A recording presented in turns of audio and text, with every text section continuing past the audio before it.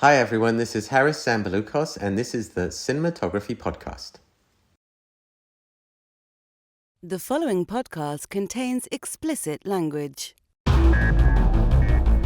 You're listening to the Cinematography Podcast presented by Hot Rod Cameras, a program about the art, craft, and philosophy of the moving image and the people who make it happen. Coming to you from the world headquarters of Hot Rod Cameras in Hollywood, California, are your hosts, Ben Rock and Ilya Friedman. Evening, Ilya. How you doing? Evening, Ben Rock. I'm doing just fine. How about you? Can't complain. Hey, Gonna be as soon as we get done with this, I'm gonna be editing all night. All right. Pulling an all-nighter. Gonna go into to the wee hours in the morning, chopping, slicing, dicing. Yep, doing the old Premiere thing, using the text-based editor in Premiere, which if you've never used it, wow, does that save you a lot of time? Wow. All right. Hey, you know the old expression: if you can't solve it, dissolve it. Thanks. No, I'll do that. I'll do lots of dissolving. Nice. Hey, Ben, who is on the show today? It's Haris Zambarloukos with an interview you did. I'm very jealous. Yeah, it's great. We chatted about Beetlejuice Beetlejuice, which is great. I don't know if you got to see it yet. I saw it. I took my 6-year-old son to see it, and my wife kept looking at me like, "You did not take a 6-year-old to see this." And you were like, "I sure did." I'm like, the boys got to learn about German expressionism sometime. What better, entree into the world of German expressionism than Beetlejuice? So really liked it. Really gorgeous. I thought Beetlejuice. I mean, this isn't a comment on the cinematography in any way, except for to say that it's awesome. It is, but yeah.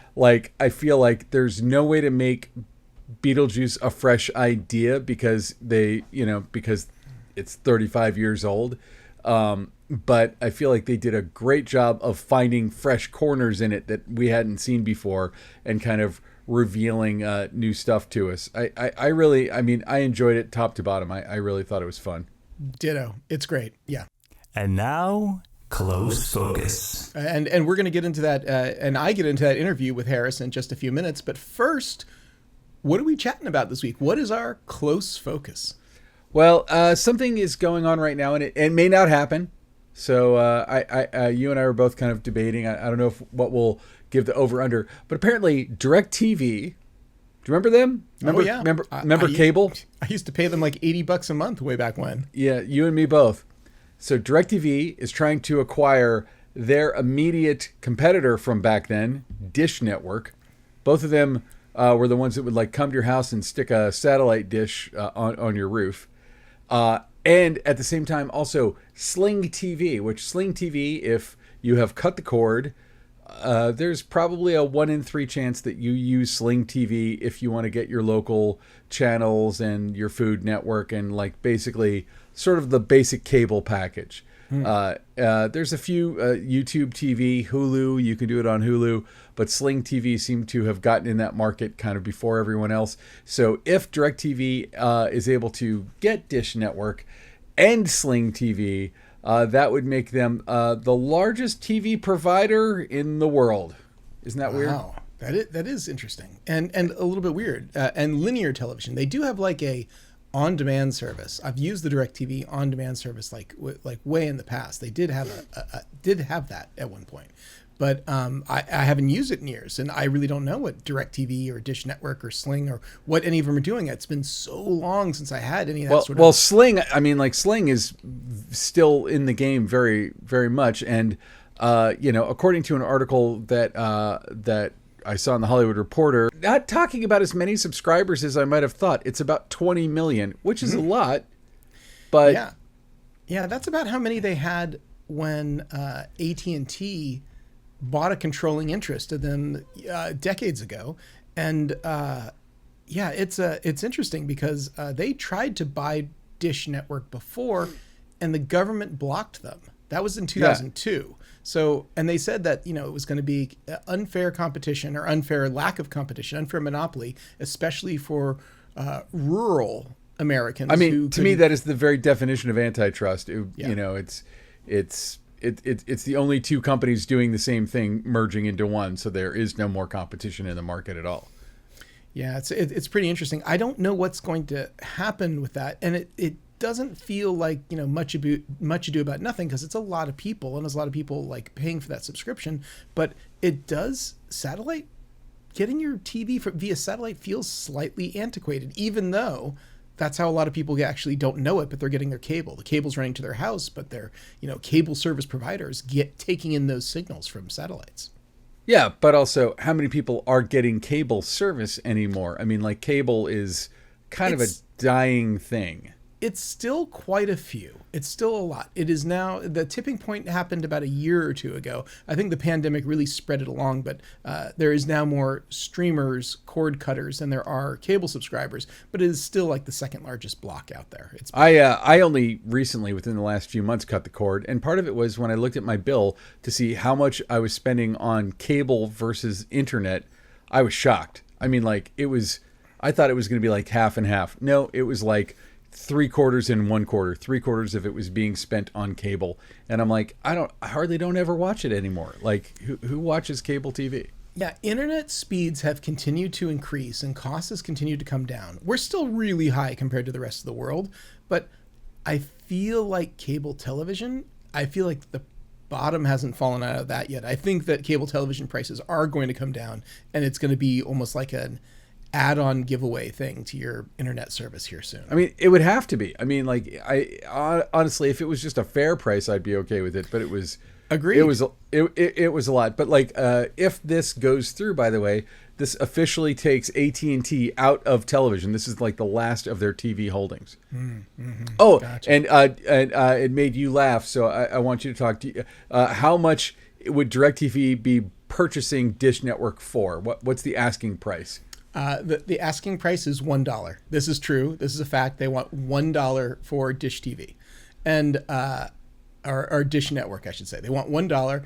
And what I thought was quite funny is there was a comment on CNN where someone said, $1? They're worth at least $3. Well, it's $1 plus assuming their debt, which is Plus probably like debt, 1.6 billion almost. Yeah. Yeah. So a that dollar doesn't really take much of a chunk out of that. That's throwing a brick into the Grand Canyon there, So the reason that AT&T is out is actually a fund is coming in to buy them out if this goes through. So like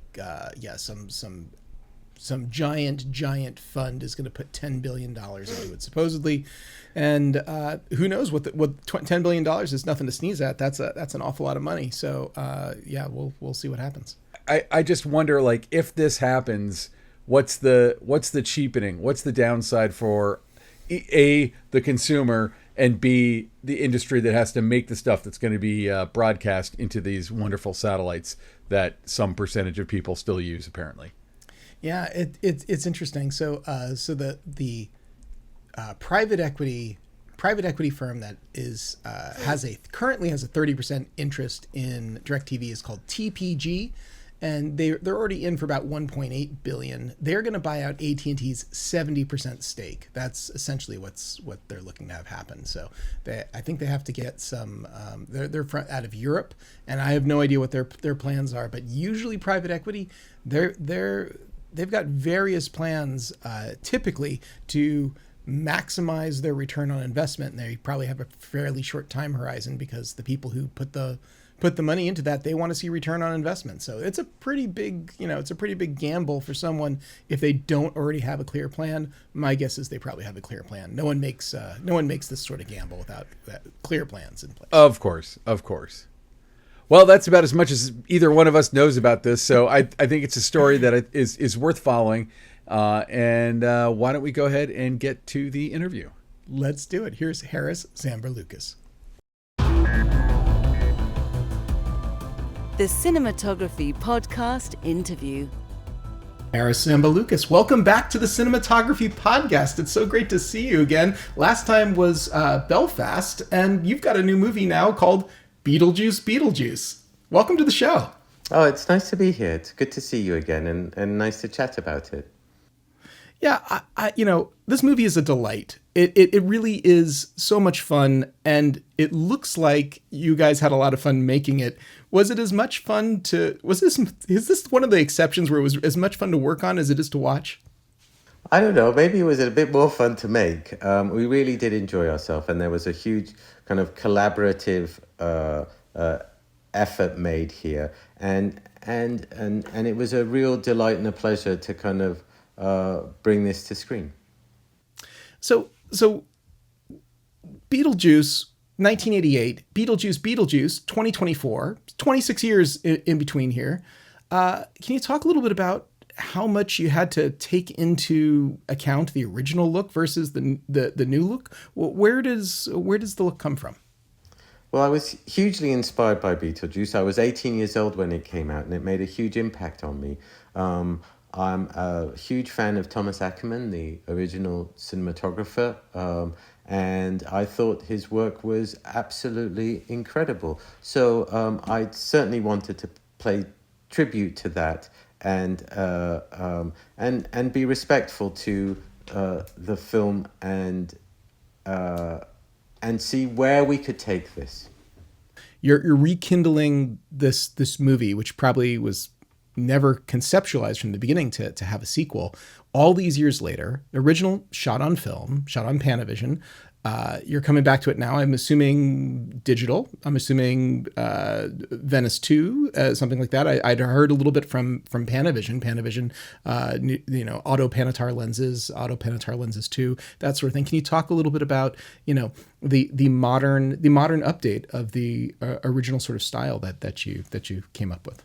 Well, I'm fortunate enough to still shoot a lot on film and still do, but there was a personal choice from me that I suggested to Tim about shooting this digitally. One of the things that I think attracted me to shooting this digitally is the Sony Venice 2's kind of 3200 ASA sensitivity. I'd used it on Haunting in Venice.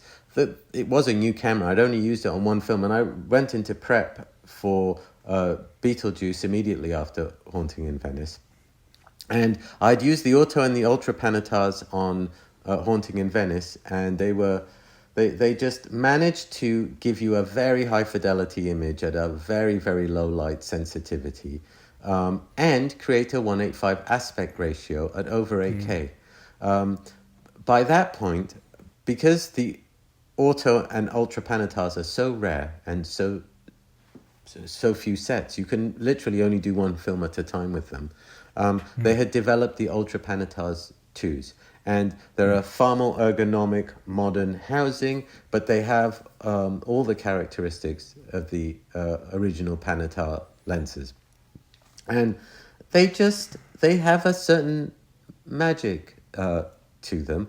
But I think primarily for Tim, I wanted to create an image that was a native 1:8:5 aspect ratio that didn't require cropping and that was very flattering in the portraiture. And I felt that the Panatars could do this. I felt that their fall off at a reasonable f-stop at 4 to 4 1/3 was great. But that still gave me leeway if I wanted to put things out of focus more in the background. I had some leeway. All my decisions I made instinctively, and my questions to Tim were about instinct. So we would discuss things and plan things out, and there was meticulous planning from my side in terms of the lighting of the film in regards to making it a really easy environment to work with the performance. So the spaces were lit as spaces that could work in camera and could create a kind of atmospheric lighting that was inducive to portraiture without much effort on the day. And that took a lot of planning and a lot of of experimentation. But what that gave us on the day is the ability to improvise quickly and also set scenes in a way that allowed everyone to participate. And when I say everyone to participate, I mean that from an acting point of view, from a puppeteering point of view, from an atmospherics point of view, flow in a way that was uninterrupted and that would allow some improvisation. An example is really how much we all work together. SFX puppets, even our grip team, for, say, elevating actors. So everyone was involved. And I think that what happens there is you can truly interact off each other and off the scene and off the nuances of what's being done in a way that is impossible any other way. Yeah. A recounting that Tim told me, and it shows a little insight into his way of thinking. He traveled many decades ago to Japan because he was fascinated by Godzilla performance, and unbeknownst or unknown to me was that it's a very special performance. So what Tim explained to me was that there is one particular Japanese puppeteer that made quite a few Godzilla films. So he would dress up in the suit and he would interact with all the kind of in-house SFX, and that was a singular performance that was attributed to one human being and his performance, and that ran over a few films. And in Tim's absolute mastery of that kind of medium, he wanted to meet this hero of his. Now, to me, that spoke volumes about kind of his attention to detail and his appreciation of performance. That in all these crazy worlds, this imaginative world, the idea that the human aspect of it was singularly more important to him than anything else. Yeah. Well, I definitely get the feeling watching Beetlejuice of some elements that kind of remind me a little bit of, like, Man in a Costume, like particularly the Bob sequence, the sequence where Beetlejuice is inside of his workshop with all these shrunken head, minions. And I have to imagine there's a human in every single one of those, and they're completely like, I don't know if they're looking through a tiny piece of fabric or if it's all pantomime or how they do it, but it seems like that must have been a kind of incredible sequence to shoot, where all these people have, they're running around and they're doing things, and they are sort of massive in the world. They're like either they're comically out of proportion with everything else, and then they have these tiny heads. Can you talk a little bit about that sequence? And did the reference to the Japanese Godzilla performer come into effect in something like that, or is that just me reading into it? Well, that was a personal conversation we had with Tim, but it explains a lot. So Neil Scanlon, our incredible kind of special effects, makeup and puppet master on this, worked with particular performers. So Bob was one performer, as were all the shrinkers. So they wore a suit that they created in collaboration with Colleen Atwood, and what they did is the shirt was over the face. They could see, Colleen picked a fabric that you could just about see through. So the tie went over the nose and left enough space for the eyes to see. And then on top of that was an animatronic head that had servers for the eyes and the mouth. And so that was a massive coordination. That takes about 3 to 4 puppeteers, for example, for each shrinker. And there's a handful of them, if not more, in the boiler room. And on top of that, you've got Michael's incredible performance as Beetlejuice, which is full of energy. And at that pace and that energy level, you only have so many takes. So and then you add to that there's a camera move, and that there are probably 20 or 30 lighting cues just in a single 15-second take, and all that all has to work, and that is the collaboration, and that is the performance. So in essence, we're all performing there, and we also all do not want to let anyone down, because the person that makes a mistake is the one that ruins it for everyone.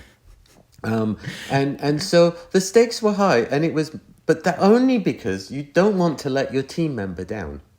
And I've never been on a film where we all worked in unison in that way. But that's probably because I've only made one Tim Burton film, and there's no one else that works quite like him. But yes, every performer, every shrinker had a specific performer, and you could never replace that performer with someone else. That was their character. They had their character. They had their particular photos on the desk. So to tremendous detail, they all had cats. So there were photos of cats and dogs and their pets and etc. And they all played with Tim a huge kind of part in creating their own shrinker character. It's so much fun. It's really a great scene. All right, so let's talk a little bit more about the lighting. There's saturated colors. You've mentioned already that you were lighting environments. You've had a pre-light going, so on the day it could just be a little bit finesse, and that people could exist in these spaces. Talk a little bit more about this process for you. Are you a fan of bounce lighting? Are you a fan of negative? What did you know? What I'm not saying reveal your recipe for everyone here who wants to make their own Beetlejuice in their backyard, but to tell us a little bit more of how you get into it, the nitty gritty. Well, I had to find a way of kind of tributing the original kind of afterlife lighting. But add something to it. So I felt that it should undulate through different colors and intensities. So we have technology now with LED, RGB, W lighting that you can start experimenting that way. So I spoke to Tim about this idea, and he was very enamored with it. And I said, well, I think we should stay within the realms. We shouldn't go into oranges and other colors, but we should stay within kind of our base is green. And then, so at the other ends of that spectrum, you go towards blue. And on the other end of that spectrum, you're going towards kind of magenta and purple. But we should never go, we just talked about it, and we set these parameters, and we said that any other color we'd introduce in another way. So I set about kind of doing some tests for Tim where we did this, and we showed these changes in color. And then we talked about, well, what do you do outside the windows? Well, we certainly weren't going to do blue screen. And I have for almost 20 years now used kind of a particular personal process, which includes using a back projection material stretched over vast areas, and then using RGB color mixing behind it to create either a sky or a sky color or a particular look, and then it could turn into a blue screen if we needed it or not. But so we use this method in places like the boiler room, and then what Mark Scruton, our incredible production designer, did is then he started working with different types of glass and patterned glass and breaking up what was behind to make this feel kind of as if this is a glow on the other side. There was obviously smoke and some mist effects and some water dripping down all of this. So this combination created this kind of change of color that could then be mapped and manipulated through our dimmer board. We basically IP addressed every single light you see on a set, down to the smallest diodes that are in the practicals, and we could assign a pattern or a color to any illuminating object in a set. And we found that in our experimentation that going out of sync and everything doing something different was more interesting than putting everything in sync. But it took a while to kind of get a kind of, well, Tim called it a repertoire. So, and if he liked it, he would like the repertoire. But we had a few things that we had tested and shown him. We started gathering as we progressed in shooting what he actually liked, and we'd do little demos and say,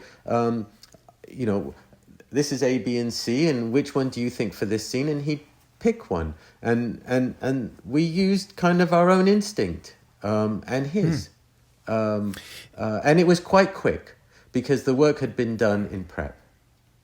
Gotcha.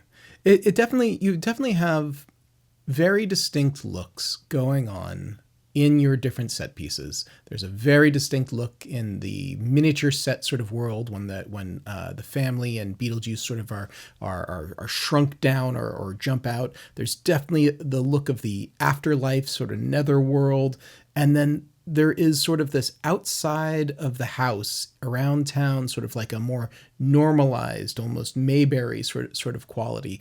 Can you talk a little bit about just the contrast of wanting to create the different looks in these different areas? I mean, they're stark. They're night and day differences. So I feel like each time we kind of travel to each of these places, we get a feeling, we get a vibe, we get an energy from each of them. The place and the lighting and the style sort of evoke a quality.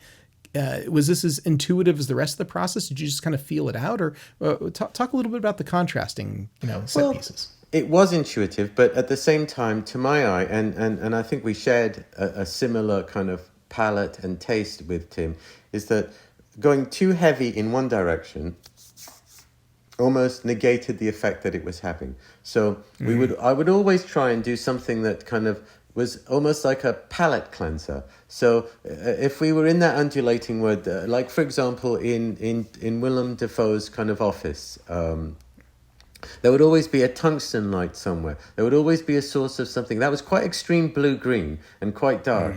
And we used kind of robotic projection lights going through the blinds in that particular scene. But there was always a kind of little tungsten source somewhere that just gave you a just standard kind of around about 3000 Kelvin glow. And to me that was just always added to taste to kind of balance things out, that we never stayed in a fully kind of colored world. And even our stage work, for example, the interior of the house, both Jeremy's house or the Dietz house, were shot in sound stages at Leavesden Studios at Warner Brothers in London. Instead of going for blue screen out the windows, we used the same screens and the same lights that we use for the Afterlife. But we just programmed a different kind of, a more natural sky color in that. So you're already, there's an infusion of the different worlds, but just if you use the same ingredients, but you change the balance, you can create, I think, a world that the audience recognizes and flows through in a very effortless way, rather than imposing something completely new to. I think it's about creating a language. And that's what we did. We kind of gradually, we had a lot of prep to talk about it and think about it and plan it. And then we just gradually used the same terms. Yeah, I gotcha.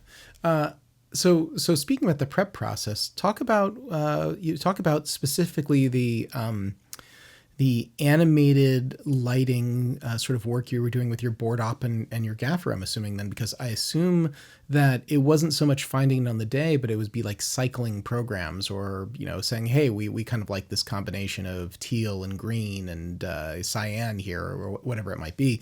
And then, we like this combination of magenta and blue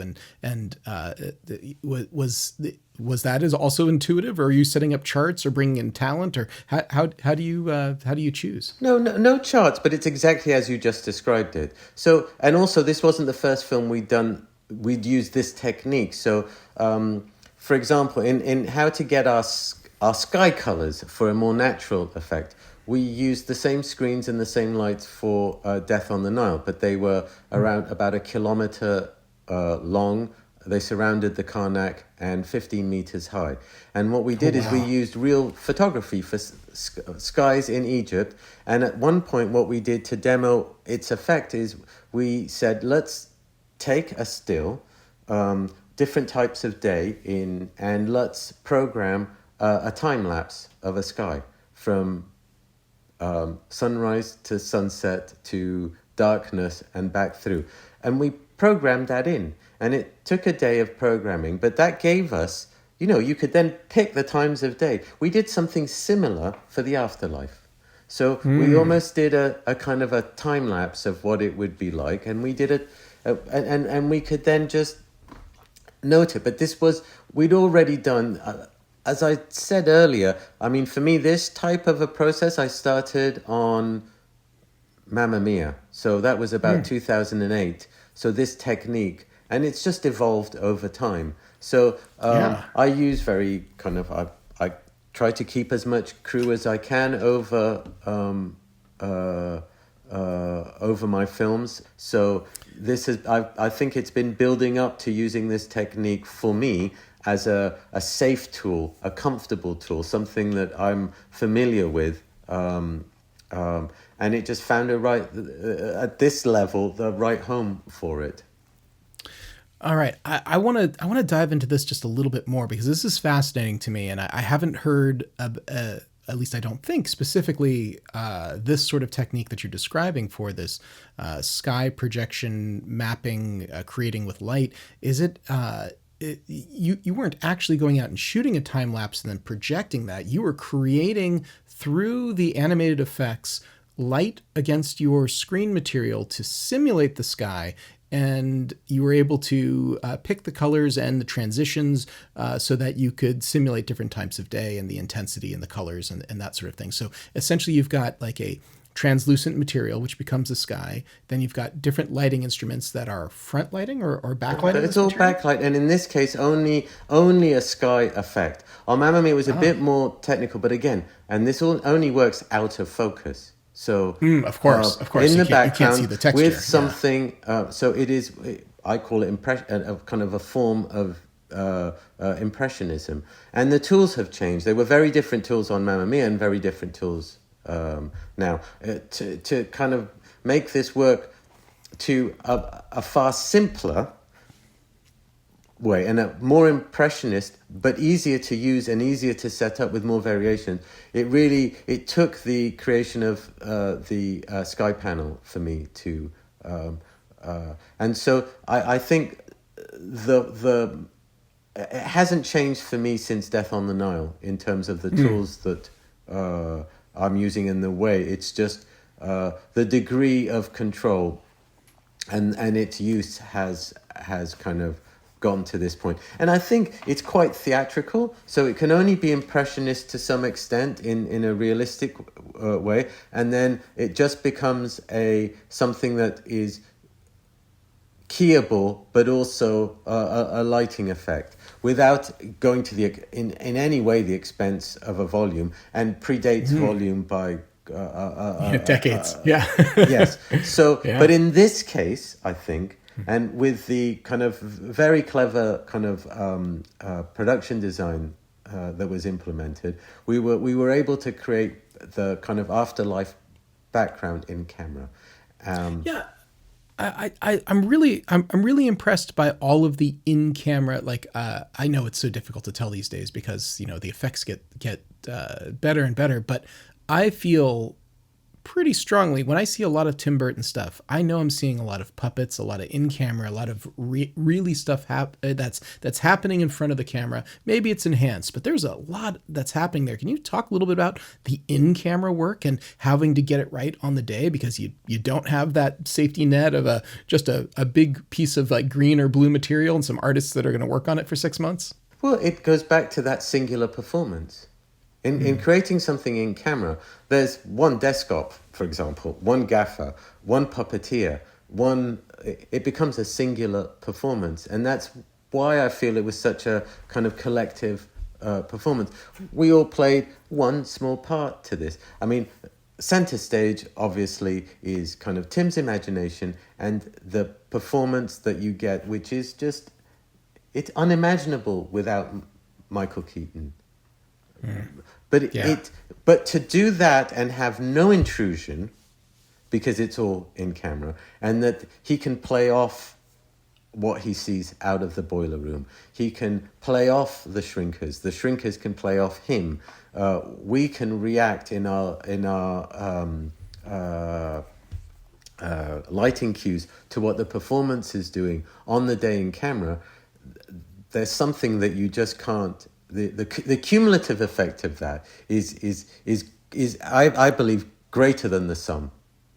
And I think that is I can't describe that any better than saying there is a performance aspect to that.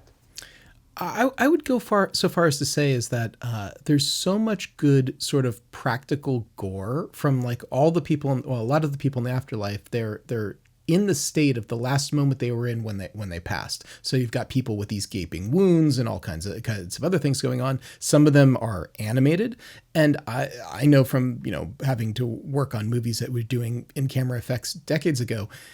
You got to be sometimes careful to not show too much of those things. You got to be able to sell it. I mean, granted, on a Tim Burton movie, I'm sure there's no expense spared for creating these in-camera effects. But are you sometimes also like, we got to put this one a little bit more in shadow? We got to sell this a little bit better. How does that process work for you?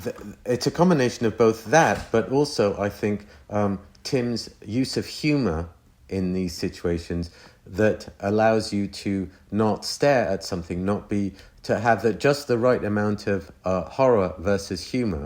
I think if anyone thinks this is easy this comes so naturally to him, and he's been doing it for so long that it glides through, and you appreciate it, understand it, see what you need to do, you need to see, and don't see what you're not supposed to see, because it is thought, but it's quite effortless thought, and it could so easily go wrong.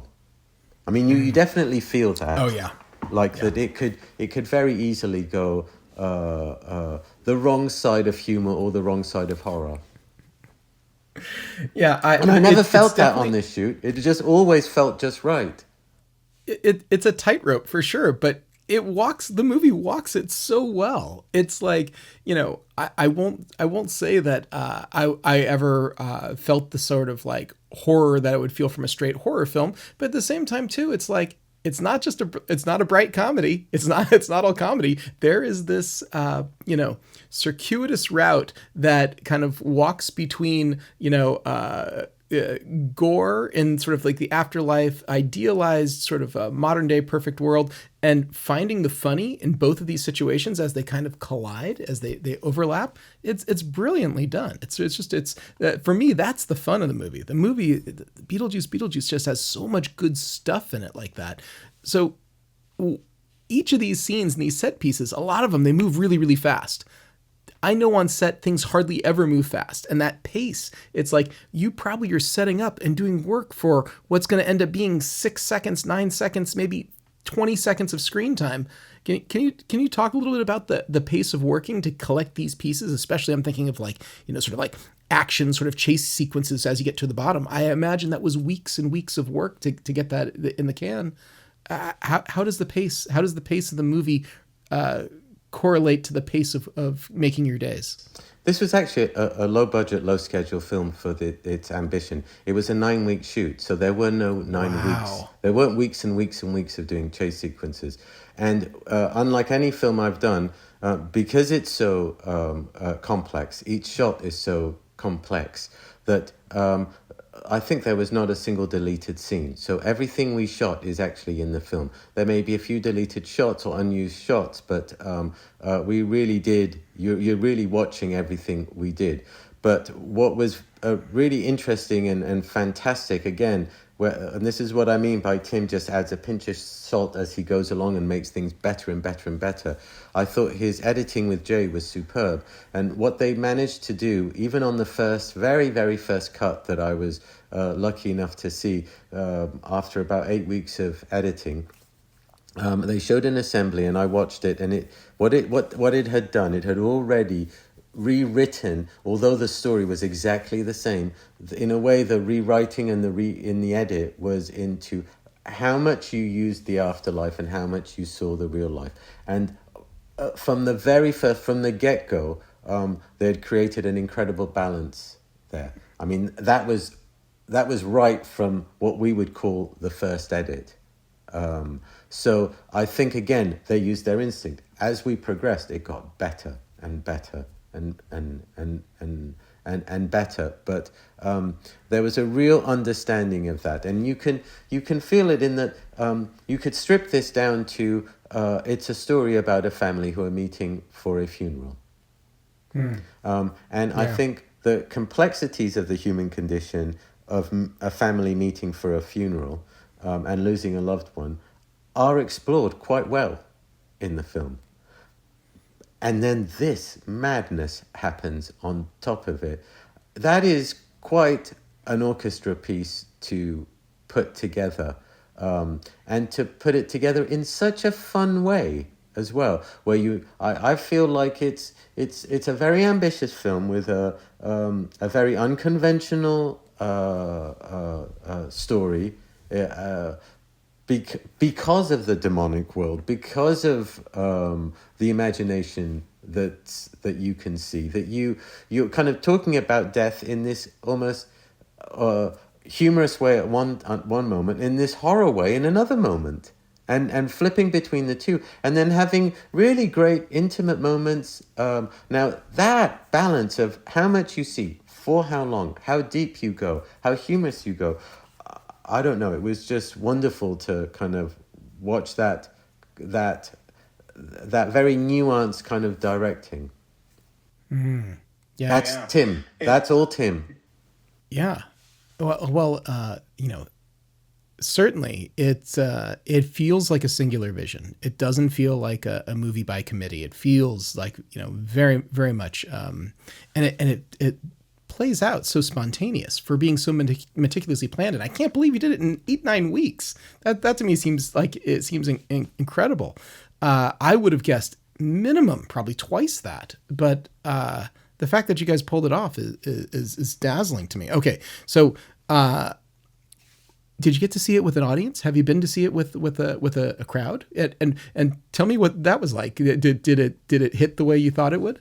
The first time I saw it with an audience was at the UK premiere, and then the following weekend I took my children and my family to see it at our local cinema. It's so personal for the filmmakers, and particularly I think for those involved in the post-production, which at the very end of the post-production I'm very involved. So you just grow so accustomed to it. I think for me to enjoy the film properly as an audience member and detach myself to some extent, I think I need to wait a little. Okay, but were there moments, I should say, that when you did see it with your family in the local cinema where you're like, ooh, you were excited this was coming up, and then delighted to see that the audience found the same sort of joy in those moments? It's like that I feel like is kind of what it all makes it worthwhile. It's nice to get the paycheck, it's nice to get accolades, it's nice to get all things, but when you're actually there and you have the human interaction of other people who are experiencing like actual joy from the work and labor that you put in for giant chunks of your life. I mean, can you talk a little bit about that feeling? There's a very palpable experience in, say, music, once you're up on stage and you're gigging, and that kind of reaction and relationship with an audience. There's a palpable kind of interaction with an audience in a theatre if you're designing the lighting and doing the cues. In terms of making a film, it's a little bit removed to some extent. So it's not exactly the same. But what you did definitely feel on this film, which I think is different from others, is because it was so much in camera and it was such a collaborative performance from everyone, you really knew when we had a good take. Like when it all gelled, I would say my moment in what you are describing, and I think the moment for many of us came on set. And in watching it in an audience, there's certainly you can certainly hear the giggles, and you can certainly kind of feel the silence when you've touched on something that's kind of, whether it's awkward or a little profound or maybe a little close to home as well. That's very palpable in a theatre. But I think overall, what was really thrilling to kind of just try and gauge people leaving the theatre was a little bit of the shock. I don't think people kind of expected this film. I think that is maybe one of the things that we were, I would say I'm particularly happy about and proud of is the unexpected nature of it. I think it's an extremely kind of experimental and odd film that's done with a lot of heart and a lot of kind of just heart on sleeve and imagination on sleeve, and it seems to strike a chord, and that is a really gratifying kind of experience to have as a filmmaker and to be part of. It really is a delight. I think that is a wonderful place actually for us to wrap it up. Haris, is there a place online that people can find you if they want to check you out? Do you do any of the socials, or do you have an official website or things like that? I do have a website. I think it's zambarloukos.com. I don't have Facebook, but I do have an Instagram account at Zambagram. But it's I'm afraid there's not too much kind of work-related things there. It's just some fun that I share online. Well, we'll put links to both of those on the show notes over at Cam Noir. Haris, this has been so much fun. Thank you so much for being on the show. Thank you. I really enjoyed it. It was great talking to you. Thank you. So that was Haris Zambarloukos. Thank you so much for coming on the show, Haris. Awesome work as always. Indeed. I look forward to having you back. Who knows? Maybe someday there'll be a Beetlejuice.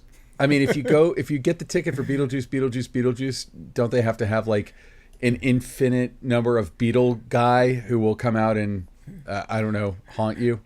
I don't know, but there's an awful lot of syllables there. So I'm hoping that they do keep making these movies, but by the time they get to the fourth one, I hope they call it like, to the fourth power or something. They gotta like, I don't want to have to be saying Beetlejuice that many times. I hope that actually by the third one, they have another. When I'm definitely dating myself here, but when I was a pimply teenager and I worked at a movie theater, I would often work box office, and people would come up and we were going through a period of wordy titles. My favorite one was Honey, I Shrunk the Kids, where people would be like, 2 for Honey, and I'm like, honey what? I would make them say the whole thing. And I was not there when Throw Mama from the Train came out, but it was always a joke about, like, not a joke, but it was always something that it was the stuff of legends of the different things that people called Throw Mama from the Train. And my boss Eric Bose's favorite one was Toss the Bitch. God. I remember Don't Tell Mom the Babysitter's Dead. Ooh, yeah, that's a long title. Yeah, we don't really have the long titles like that. No, it seemed like it was 2024. We got to move fast. In fact, it's even fewer syllables these days. So yeah. You've just got movies called like Us. And nope. Exactly. And now, short ends. Anyway, so Ilya, it is our patent pending time for our short ends, our pet obsessions of the week. I can see you're very excited to talk about something. I can see your excitement is palpable. I can palp it. What is your thing this week? I really just wanted to like reverse the order because I'm always doing you first. So I feel like, we should just mix it up sometimes. So that's totally fair. Now you can have the grand finale slot. So all right. So we haven't talked about this, but I'm kind of a fan of Stranger Things. I think Stranger Things is a pretty darn good series. To me, I feel like it's got to be one of the longest running, maybe next to like Ozark, but like, best series that Netflix has ever put into the world. I think it's great. And I was pretty pleased to hear that the final season is coming. And whenever they say this is the final of anything, this is the chance for them to pull out all the stops. This is the chance for them to really try to one up and do something that they haven't done before, and do it in a way that has finality. There is not going to be any like leaving it out there to come back. Well, I mean, at the end of the day, all of the main characters are going to be done with puberty and will no longer be adorable. So one of the first things they did to really raise the stakes, and this is what got me excited, is Frank Darabont. Frank Darabont is coming to direct season 5, and the whole season. To my knowledge, yeah, he's come out of retirement to do this. So I didn't realize Frank Darabont was retired. He was retired. He's kind of been out of the scene for a while, but yes, he made, of course, so many great things. I'm learning so much right now. including the Shawshank Redemption, Of and, course. You know, The Walking Dead.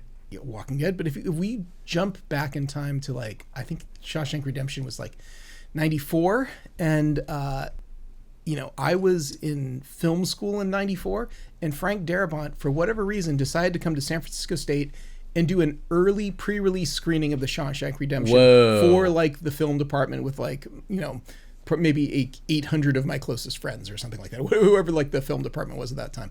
And when it was over, like when the movie was over, he sat around and did a Q&A with a bunch of us, probably 100 of us that were there. And he said, hey, you know, when, you know, I want to donate to the script library here at the school the two scripts I'm most proud of, which at that point was Mary Shelley's Frankenstein and The Shawshank Redemption, and he handed them to me. And we had a nice little conversation. I said, "Yeah, I'll take him to the office." I would have asked him for Nightmare on Elm Street Part 3 Dream Warriors, which he co-wrote. Yeah, he wasn't, I guess, as proud of Dream Warriors as he was. He should be. That movie's awesome. I did see that movie as well. But regardless, I got to say that like before I took it to the office, I immediately went home and I read both scripts, which was fantastic, which was super cool. And I really enjoyed a lot of the stuff that Frank Darabont has done over the years and have been involved with. So the fact that he's coming back and doing Stranger Things, I'm enthusiastic about what sort of spin that he might put on this. So I think it bodes well. I think that Netflix, produces a lot of stuff that I will tell you just kind of washes over you, really forgettable, doesn't, it move the needle. I think that Stranger Things has been one of those series that has been sort of an exception. It has become part of the zeitgeist. It has, particularly for sort of like a youth culture today, become a touchstone for them. And the fact that they are really going to try to up the final season, I think is great. So I'm excited for that. So Ben, what is your short end this week? My short end is a horror movie that I had never heard of that is in theaters currently. And the only reason I even became aware of it is that I've probably talked about it on the show, but a couple of years ago, in order to force myself to go see more stuff in the theaters, probably about a year ago actually, I got a subscription to Regal Theaters, which is like $23 a month, unlimited movies. You can go to as many as you want. So if you go to 2 movies a month, which... before I was a dad, that would be like one every week I would go to 2 movies. But if you go to 2 movies a month, it pays for itself. And so it makes me a little bit less cautious when I see something and I don't really know what it is. So I saw a movie starring Samara Weaving, and I'm a big fan of Samara Weaving, so I think she does really great work, called Azrael, that is directed by E.L. Katz. And I don't know if you're familiar with E.L. Katz. No. He's probably best known for a movie called Cheap Thrills. That's a really good film.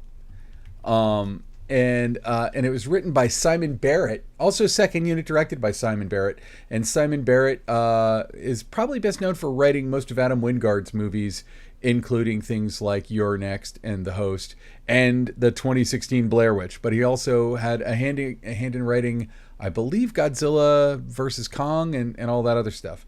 And Simon's a really good writer. And so Azrael is a movie that is almost without words. Like, it takes place after the post-rapture and everyone has decided not to speak. And it's mostly a survival horror movie with kind of incredible but subtle supernatural overtones in the way that it's done. And again, I went to see it kind of on a lark with my friend Greg, just like game day decision. Mostly takes place in kind of a different post-apocalyptic world than you're used to seeing, but it's mostly in the woods. And there are these like horrible wraith-like creatures that you don't exactly understand what they are, that are sort of hunting everyone down, but they're scary as hell. And I just really liked it. I don't know. I mean, like, it's not going to change your life, but I think it's a really solid movie. I think E.L. Katz is a really underrated, really solid director who does great work. The script is good. Samara Weaving is good. The cinematography by somebody named Mart Taniel. Do you know Mart? I don't. Yeah. It's It's really good. It's just a solid, fun, scary movie. It's in theaters right now. I think it's going to be on Shudder pretty soon. Shudder had a title card at the beginning, so I assume it's going to be on Shudder. And they've been putting more stuff out in theaters. Like they put Late Night with the Devil out in theaters a few months ago. And I don't know. I mean, I don't feel like they're trying to replace Blumhouse or Neon or A24 or anything like that. But I do think Shudder kind of has its own vibe a little bit. And this was just a rock solid, fun, scary survival horror movie. Totally worth checking out if you're looking for something cool to do this week. It sounds cool. Yeah. All Yeah. right. Well, Ben, I think that just about does it for our show. Where can people find you if they want more Ben Rock? They can find me at benrock.com. That's exactly the way it sounds. And you can find my bio and all that crap, and all the links to my social media. There's a lot of social media. A lot of people have found me on social media from here. So hello and thank you, and I appreciate every one of you. How about yourself, Ilya? Where can people find you? You can find me over at Hot Red Cameras, hotredcameras.com. Burbank, California, Portland, Oregon. This week in Portland, but I'm planning my return right now. So you'll be seeing me show up at your place and revamping your YouTube setup. Oh boy, you have no idea. You know, like if you're I have watching every this idea. if you're watching this on YouTube, the area that you see right here is a very carefully curated area of my office where you can see none of the mess. It is 1 square foot probably, and it's deeply out of focus. So yeah. Yeah. All right. So Ben, who do we have to thank this week? Who made this show possible? As always, we should thank our intrepid producer Alana Cody, who's got us. We're barreling into award season, so she's got us both pretty busy with the interviews, and she's working her ass off to make this show. It would not be anything without her. So thank you, Alana Cody. We got to thank our kick-ass editor Michael Dispenza, who does his best to make us not sound like imbeciles. And if I sound like an imbecile, I'm actually okay with it. And then last but not least, we got to thank Kaze Alatrachi, who's directing another project right now. Sounds like him. Yeah. He composed all the music that you heard on here on this episode. Check out his work at musicbykaze.com and hire him to score your next movie or color grade it or do visual effects for it or direct it or do all of those things. Just hire him. He'll entertain you. He'll come over to your house. I think he can juggle. I know makes a mean pizza. Yeah, he's a pizza fiend. He is. He's got a special pizza oven thing. I don't understand all the foodiness. Anyway, so Ilya, would you like to take us out of here? Sure. Don't forget to sign up for Ben's OnlyFans, and then afterwards, no. What? What? No. I'm trying to come up with what actually we should be asking people to what? Like? No. Subscribe? No. Do we care about those like things? and subscribe? Oh, you know what we do want? We do want people leave a 1-sentence review. If you could leave a 1-sentence review on Spotify or Google Podcasts. Actually, Google Podcasts doesn't exist anymore. Apple Podcasts. Yeah, if you could leave a 1-sentence review, that would really be awesome. That would tell other people hey, what you think about this show. If you like the show, great. If you don't like the show, you can leave that too. So yeah, we read them all. We take your criticism seriously. We do. It's like get rid of rock, replace rock with somebody else. I'm like, hey, I'm out of here. Now everyone knows what your OnlyFans is. It's you reading the really scathing reviews against the show and crying. It's me eating ice cream and crying while I read scathing reviews of the podcast. All right, shirtlessly. So I'm going to adopt your tagline on the way out. Thanks for tuning in. All right. I think I stole that from your wife, actually. Anyway. Okay, great. Terrific.